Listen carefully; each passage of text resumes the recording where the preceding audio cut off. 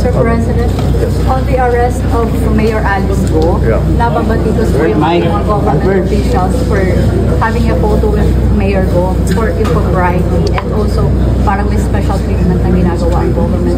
What's your take on this? Well, I think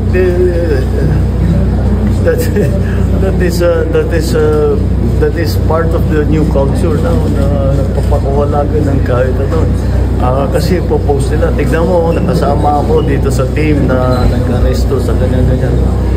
That's ang tawag natin sa Pilipinas, we are the selfie capital of the world, di ba? Hindi nag-selfie, hindi mo naman pigilan ng tao na ngumiti. So they just had a selfie. I don't think there's much more to it than that. Nagpa-selfie sila. But sir, now that Alice Go is in custody, what do you want to hear from her? Or what do you expect from her? Those are two very different questions. What I want to hear from her is for her to lay out exactly how these pogos became such a large, it's basically a criminal enterprise. And as mayor, for her to say she did not know this was going on, it's very difficult to believe, because as a former local government executive, it seems impossible that an operation that is a few hundred meters away from my own office, hindi ko alam yung nangyayari doon, illegal na ganitong kalaki na operation. Kaya sana maipaliwanag niya kung bakit hindi niya alam. Kung paano bilang isang mayor na hindi niya malaman kung ano yung nangyayari doon sa bayan niya ng ganyang kalaki na problema. Tapos marami pa siyang kasagutin. Paano siya yumaman ng ganyan? Matandami yung pera. Paano siya naging mayor na hindi naman siya kilala ng tiga doon? All of these things. There are many. All these questions have actually been asked by both the House and the Senate. I just hope she answers it better than her cohorts. Sina Cassandra Ong at saka sina Sheila Ong. Very evasive makasagot. Sana naman mabuti-buti ang sagot ni Alice Go as compared sa mga kasamahan niya. Because it will not help her at all to be evasive. Mas bibigat ang magiging problema niya kung hindi siya magsabi ng totoo. Mr. President, is there a demand from the Indonesian government? Kasi there were reports na swap ng prisoner. Is there such? Well, wala naman nag-swap. Walang swap. No demand? Yeah. There is there was, because lumabas sa isang article sa Indonesia na dapat mag-swap. Pero hindi official yun. So, no, but when it was, I can explain to him, hindi naging simple ang pag-uwi ni Alice Go dito sa Pilipinas. It wasn't simple at all. We were negotiating very intricate, very sensitive and very delicate details for the last, maybe 48 hours na kinakausap natin mga kaibigan natin sa Indonesia. Mabuti na lang, marami tayong naging kaibigan na dahil sa pagpunta-punta ko, pagpunta ko sa mga iba't ibang bansa, Indonesia being one of them, at malapit kami ni President Jokowi, naging bahagi yun. Kaya kahit na hindi ganun kasimple ang pag-transfer, na ating napakiusapan naman natin ng mga kaibigan natin sa Indonesia,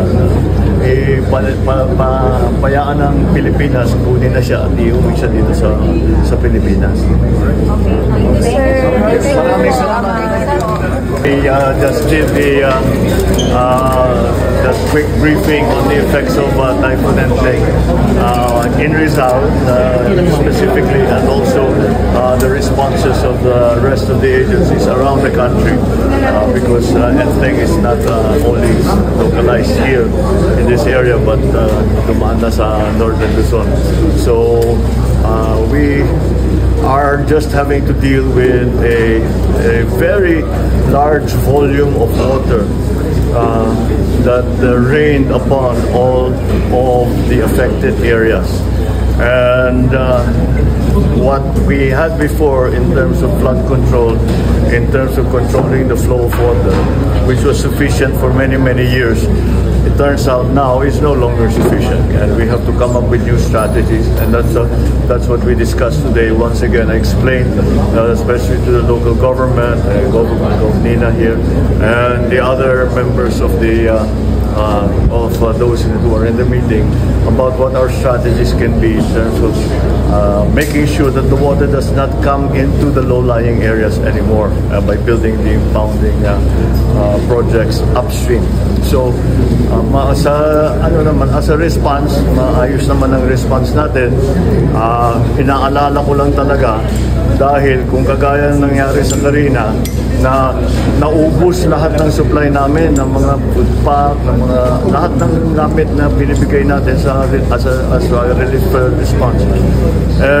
May parating na naman na baka maging bagyo. Kaya kailangan natin tignan ng mabuti kung ano yung ginagawa natin and make sure that we have sufficient supplies for everyone. Kung mangyari talaga yon na may dumating pang bagong bagyo pagkatapos itong ending, handa naman tayo na meron tayo sapat na supply para naman makatulong tayo at mabigyan natin ng tulong ang mga nadaanan naging biktima ng bagyo. So that's the state of play at the moment. We will just keep responding, but at the same time, we are not only sending relief goods. We are very, very busy planning the large-scale, long-term plan. Although we already have it, we still have to. It's an old plan, and it was relevant for maybe 5, 6, maybe even more, maybe 10 years ago. Nagbago na rin yung weather. So we have to revise it to make sure that it is addressing the challenges that the new weather is bringing.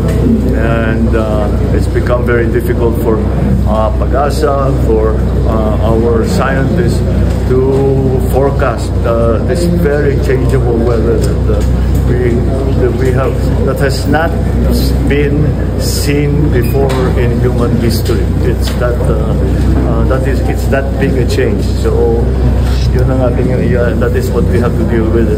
And I think we'll be able to manage it, but we have to come up with new strategies, new long-term solutions that might take a little time before they take effect. But we will rush it as quickly as possible.